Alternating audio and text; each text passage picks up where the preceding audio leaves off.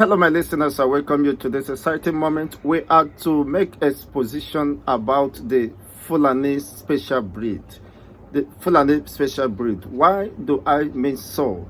The Fulanis are special breeds, and as you follow me, we are going to expose the Fulanis, their character, their characteristics, and their advances of the way they operate that have placed them on the place of advantage over other ethnic nationalities within Nigeria. Why they are striving more, why it seems they are, despite they are minority in quotes when it comes to population ratio, they are minority, but they are gaining advantage over other ethnic nationalities who claim to be the majority in Nigeria today. They are more prominent, they are more influential, and sometimes decide the outcome of any political arrangement within the Nigerian state. According to the population of Nigeria, they are about 4% of Nigerian population, but then they wield so much influence and control that you begin to imagine, why is it so? The reasons is what I'm going to, of course, discuss with you this morning. Just listen to me while we get on with that. And that will shock you and interest you at the same time. You see, when you consider the antecedents of the Fulanis, how they were able over time, over the years, to subdue the Hausas. What is left for the Hausas is just their language. What is left for Hausas is just their language. When it comes to economic power, decision making, resource control within the north, is the Fulanis that are the top notch. They decide who gets what in the northern part of the country. When you take statistics of the prominent politicians, influential politicians within the northern part of the country, you consider that 95% were Fulani origin. You begin to ask why, despite their population index, they are wielding so much power and influence and deciding the outcome of any political, economic, and social matters, especially not just in the north, but the Nigerian as a whole. You see in the most recent time that anyone who wants to emerge as the president of Nigeria must pay allegiance to the Sultan of Sokoto, who is a Fulani, of course, extraction. Now, anyone who wants to become who or what in Nigeria must pay allegiance to them. Despite them, whether you are Igbo or Yoruba who claims to be the majority or the outsiders, they must pay allegiance to the Fulanis. This they have worked out over the years. They have studied Nigeria keenly and understood that they could exploit the weakness of other ethnic nationalities to their own advantage, and that have worked perfectly for them. And this is why they are at the advantageous platform as far as Nigeria is concerned. Hardly could any decision be taken today in Nigeria without the consent or affirmation of the Sultan of Sokoto, which happens to be the spiritual leader for the Islamic movement in Nigeria, and also a prominent traditional monarch within the northern part of the country, and of course in Nigeria as a whole. What is that virtue or character that have helped the Fulanis emergence within the political cycle as one of those power brokers within the Nigeria? Just take a look. Starting from Nigerian history, Ahmadu Bello, Tafawa Balewa, even when as old as the founding fathers, the likes of Zeke and all that, they have to go and seek for the consent. They have to beg for the Fulani Caliphate to agree for the independence of Nigeria. Before, they were reluctant. They said they can't be part of that movement. Not until much persuasions and considerations and, decisions and lobbying went on that will benefit the Fulani Caliphate. See, they are very good in bargaining. Not until they strike a balance and they understood that this will favor their interests and looking into the future, what that promises, of course, to them and the importance they will, or the influence they will wield over the years. And of course, they agreed. Had they become the first Prime Minister of Nigeria, where the ceremonial president of Zeke was just like an errand boy to them. So despite the contribution of Zeke towards the independence of Nigeria, he was treated as an errand boy. He could not take any decisions except being approved by the Premier or Nigerian Prime Minister, of course, as of then.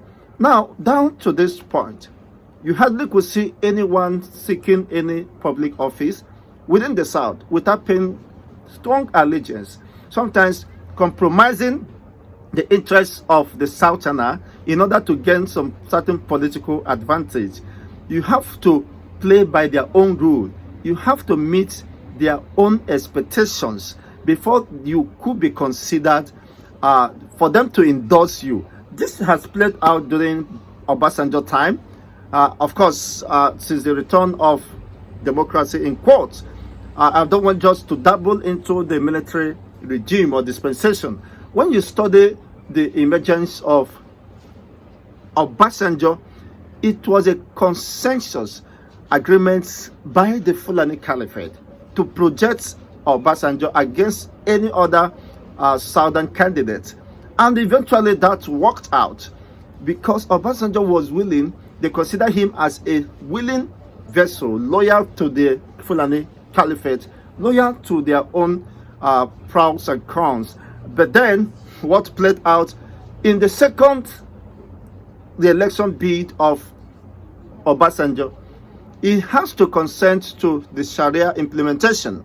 That was the condition given to him, that if you want the support of the Fulani Caliphate, you must pay allegiance to them and concede to their demands or whatever they are pushing for. Of course, they succeeded in that, and eventually Obasanjo returned to power in the second term or bid. Now, going down to Jonathan the same way, allegiance, the Southerners pay allegiance to the Fulanis more than any other part of the country. You begin to ask, what was the magic? What was the magic wand controlling this or spell that is controlling other regions at the advantage of an average Fulani now? Now, I've studied the Fulani people to be people who are very conservative, very focused and patient. When they strategize and you tend to outsmart them, they will go back and re-strategize. If that didn't work, they will deploy other alternatives to make sure they get you tracked and they get you subjecting to their own whims and caprices, to their own decisions. And this they have mastered over the years, and it's working out for them as magic. For instance, a Fulani cannot betray his fellow Fulani man, but that is very popular. That is very pronounced within the southern region. A Yoruba man can sell out a Yoruba because of his political interest or because of economic interest, whatever advantage he believes will be to his personal advantage. He can sell out, of course, a Yoruba man. We've seen that between Akintola and Awolowo. We've seen that between Awolowo and MKO Abiola. We've seen that between MKO Abiola and Awolowo, and the rest of them is history, even down to this point today. So, and a Yoruba man an Igbo man can also sell out his own brother, his own blood, just for political gain and interest. That is very clear. Of course, that is very clear. But you cannot see that among the Fulanis. They watch each other's back. They keep each other's secrets.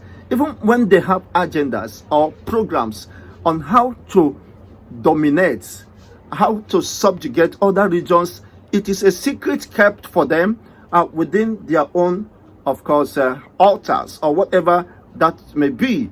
They keep it and walk in line with that. You see, during the election against Jonathan, you saw how, unfortunately, even the Southerners were the major opposition to Jonathan, not even the North. The Southerners were the major opposition to Jonathan's re-election bid, when even they sponsored all propagandas, all lies, all sentiments, hostility against Jonathan. Not even the North, they fought against their own person. It's quite very ridiculous, and today they are regretting it. Well, they have got what they believe they are looking for. That is just an average Southerner, and that is making them becoming more susceptible to the dictates or control of the Fulanis, because the Fulanis can never betray. Just what happened during Atiku and Buhari's time. They called him back, said, guys, sit down here. This is the person we are projecting. And now it has happened, just mellow down. Everything dies down. You see Atiku holding, of course, being the chairman of the wedding of Buhari's daughter. They understood themselves. They walk in line with the agenda and program of the Fulanis to protect their interests, regardless of whosoever is there. They have not been known to be antagonistic to their own fellow brothers. How many times do you see Atiku attacking the Buhari? Even when somebody that is the chairman of your daughter's wedding, you can't imagine that. You hardly could see that happen within the southern people. Whether it's a Yoruba who claim to be among the majority, the Igbos, they are sell out, and that is why they are being used as willing tools to destroy, of course, the political arrangement within the South. Of most recent, during the 2023 election, you saw where the South they gathered. They said that no, they will not support any. The governor will not support any candidate. Among them, even in the host state where they had that meeting, was in Delta State. You saw the Delta governor, Ifeanyi Ugwuanyi, or whatever it's called, Ifeanyi, went out to betray that cause. He went and formed alliance with a Fulani man, Atiku, to become his vice president. He sold out the southern interests and betrayed the cause. You see, understand, but a Fulani man cannot betray his own people, because he knows that whosoever is there is working to protect the interests of the Fulanis.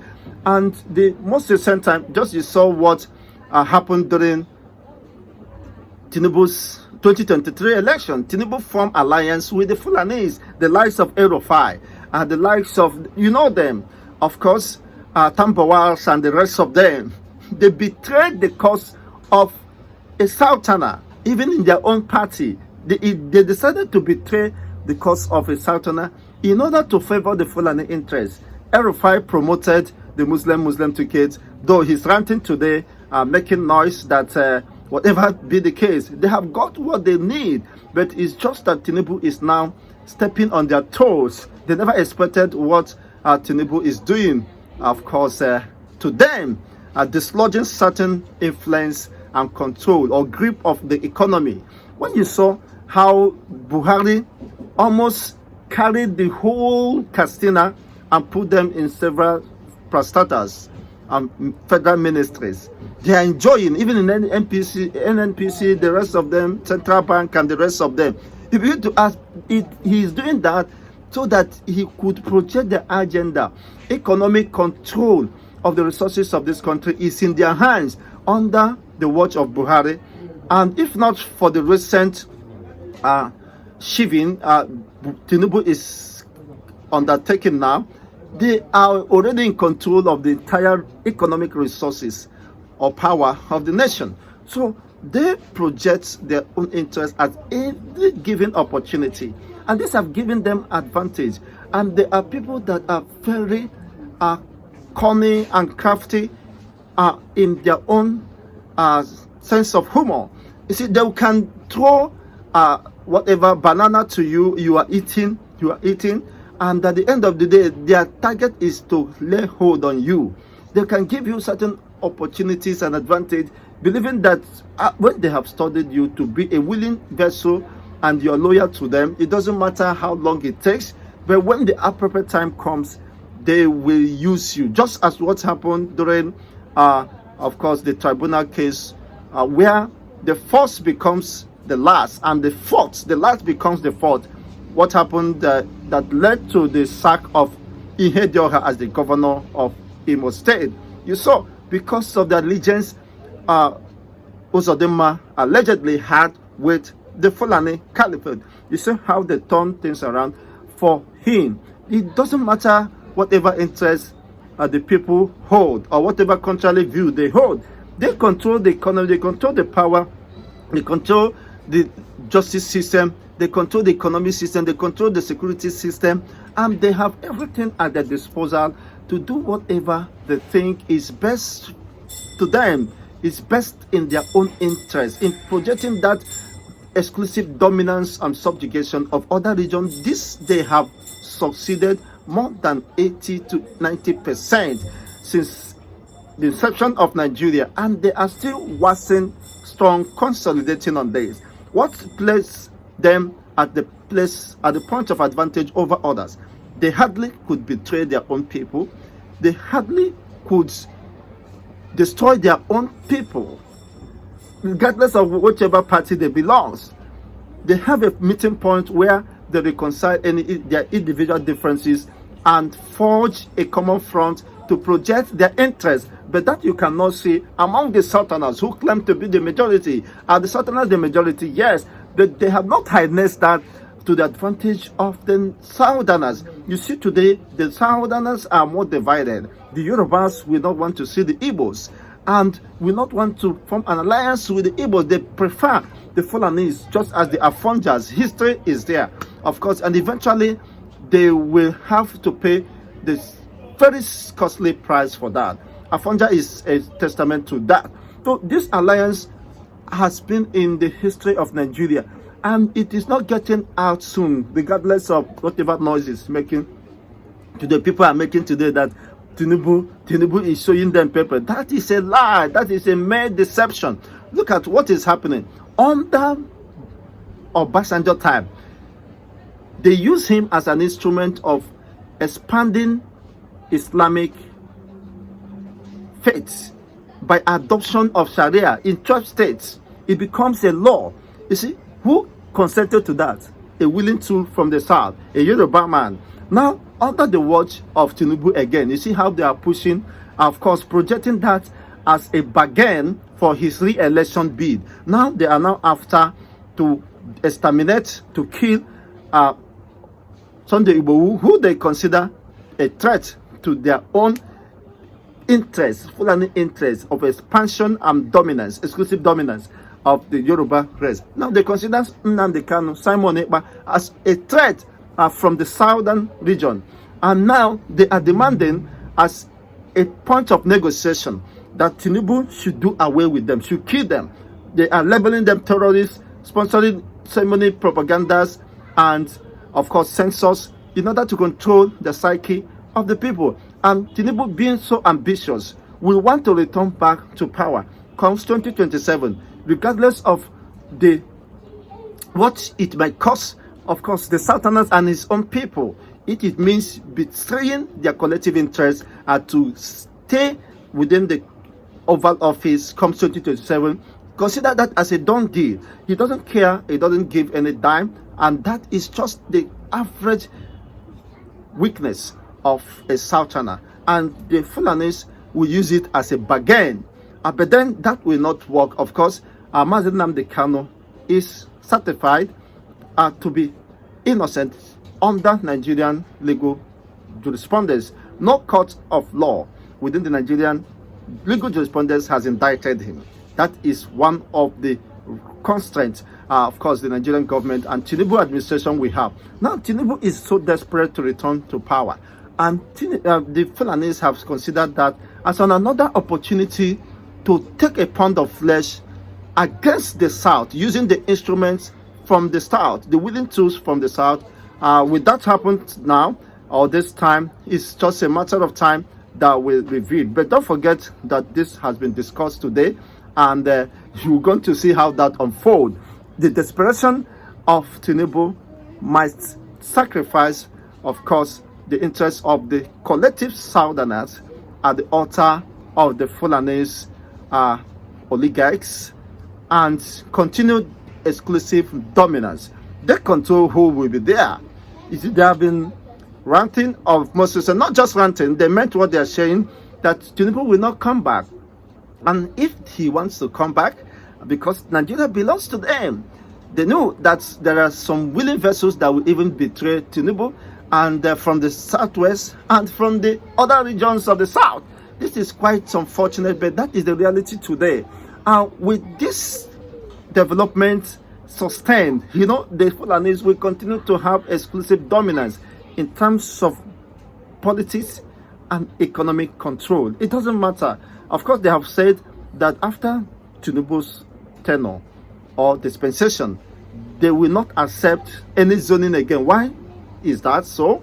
Because they understood, they have mastered and controlled, that censored the Nigerian people, that they are just making noise. But when a Fulani is decisive and focused, he will achieve whatever he wants, because he will play the card, of course, very well.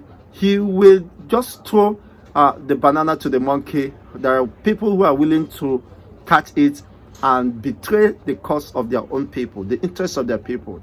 Well, whether that will work this time is just a matter of time. But don't forget that this has been in prevalence. This has been working out as a magic wand, giving or placing the Fulani at the place of advantage over other regions. The Fulani cannot betray the cause. It cannot. How many Fulanis come out to criticize Buhari, even when Nigeria is failing, becoming a failing state under his watch? Nobody. They supported him, and they saw how he advanced the cause of the Fulanis, pushing. He placed the interests of a Fulani nation above the national interest, and that's played out. You can see that in his lopsided appointments and the rest of them is history. And this is very important. Doing this, that a time will come, if care is not taken, a Fulani will decide whether you will marry to your fellow Yoruba or Igbo person, because when the entire economic power and political power is fully, of course, under their own control and dictate, what will happen is unimaginable. Perhaps other ethnic nationality will be considered aliens and will be asked to quit wherever they want to go and leave Nigeria for the Fulanis as the estate of their forefathers. But then only history will reveal the truth, whether other ethnic nationality will get sense, will discover themselves. They've known the Southerners to be too longer throats, willing, of course, to betray the cause of their people just for a morsel of bread. It's quite a very pathetic one, and it's sad news for the Southerners. So whatever happens, either Tinubu betray the cause of the Southerners, or please the Fulanis to remain within the corridor of power. Well, only time will tell how far this can go. Let's get to know your own observations and reactions based on these topical issues. I remain Chigozedibo, the host anchor, wishing you the best of the weekend. Thank you once again for watching.